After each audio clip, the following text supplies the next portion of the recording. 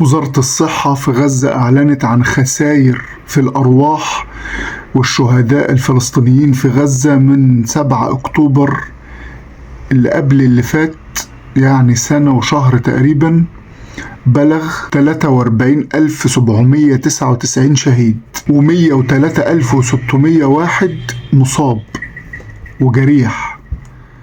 ولحد الآن بعد كل الخسائر المادية دي، غير تدمير أكتر من 80% ولا 85% من القطاع، وإن إسرائيل ماشية في تحويله إن هو يبقى منطقة غير قابلة للحياة أصلا. ومفيش دولة عربية من اللي مطبعة مع إسرائيل سحبت سفيرها أو طردت السفير الإسرائيلي أو أعلنت عن قطع العلاقات أو حتى وقفت المعاملات التجارية. مفيش أي حاجة. تهاون عربي، تفاهم، تواطؤ، يعني عمالة، خيانة، احسبوها زي ما تحسبوها، لكن هو ده الواقع العربي اللي احنا بنعيشه.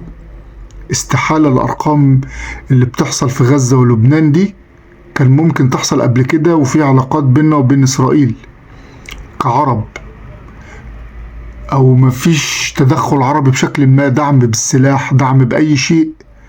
احنا في حالة استسلام تام، كل واحد مستني دوره اللي مرسوم له بالملي.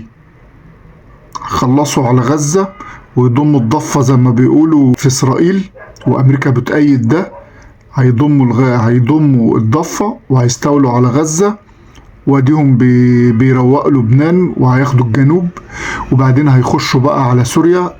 إسرائيل بدأت تفجر حقول الألغام اللي على الحدود في الجولان المحتل اللي كانت بتفصل بينها وبين سوريا، وبدأت فعلا قوات إسرائيل تدخل الحدود السورية.